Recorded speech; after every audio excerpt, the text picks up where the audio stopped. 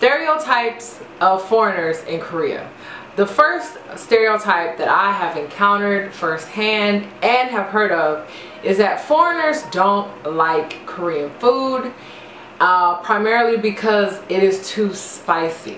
I've been eating spicy foods since hot Cheetos came out back in the 90s. I don't really know how this stereotype stuck or when it was created, but it's a big one. Like, I get it from my principal, vice principal, co-teachers. Everybody thinks that, you know, foreigners can't handle the spice. But in reality, everything that I've eaten in Korea has not been that spicy. Like, I've eaten things spicier than Korean food. It's not like they use ghost peppers or habaneros in their food. They only use jalapeno or dried red peppers. So, you know, I don't know. I think maybe it's the kind of cultural foreigner that came over here a long time ago, and their background didn't eat spicy food. But me being from the West Coast and eating primarily like Mexican food, it's spice all day long. I mean, I can't really have a meal, a hearty meal, if it's not spicy. Like, I just don't. But that is a very big stereotype over here, like really, really big. In terms of the education system, work ethic. A foreigner's work ethic might be perceived as subpar in comparison to Koreans, because Koreans never stop working. I could definitely see how that stereotype is perceived. You know, there's a lot of factors in that, and I'm not going to say every foreigner who comes over here is that, because that's totally not the case. However, in my observation, you know, Koreans work.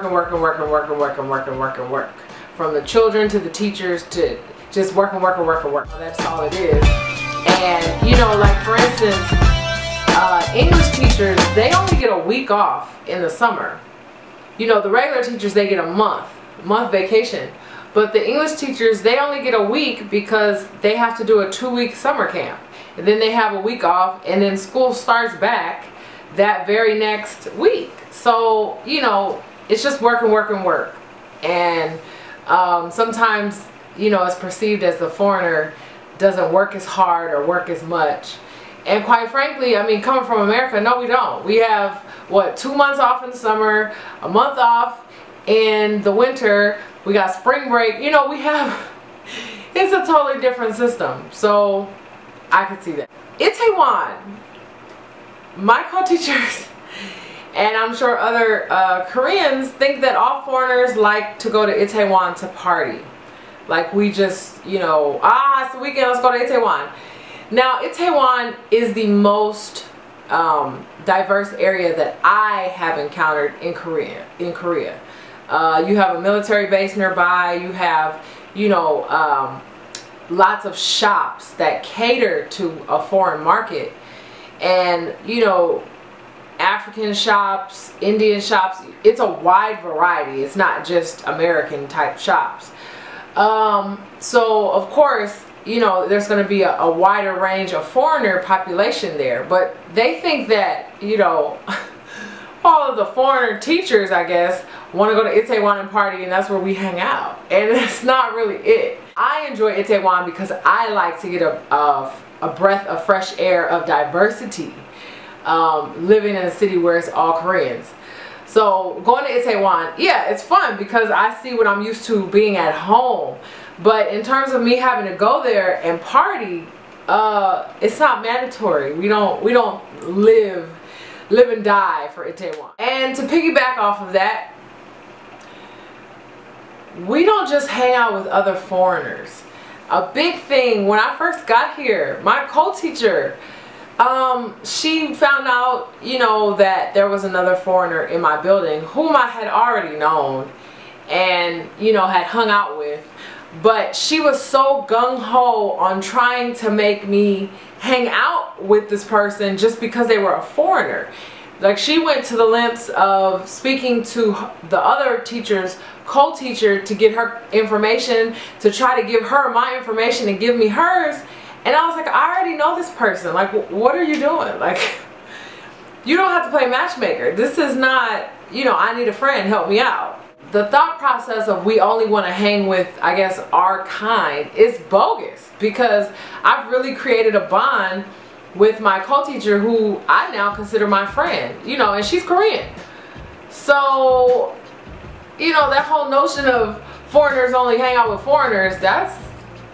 The last one is what an American is supposed to look like, or what is perceived to look like an American. I have never met a Korean who has guessed that I was from America. It is always Africa, it is Brazil, it is, where else? I don't even remember where else, but it's never America, ever. Their image of an American is so-called, for lack of a better term, white, and especially white male, young white male, you know, clean cut, straight-laced. You know, that's their that's how they perceive an American.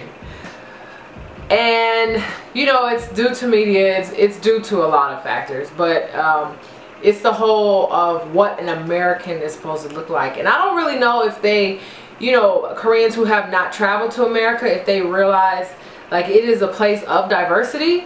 I don't really know. I don't know. But you know, I've never met a Korean who was like, oh, you're from America, off top.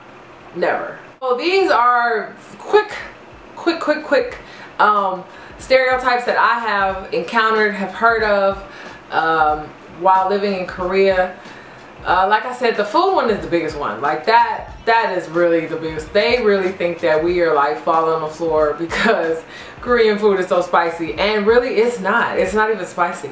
So, you know, but anyway, this is my video. Thanks for watching. See you guys next time. Bye.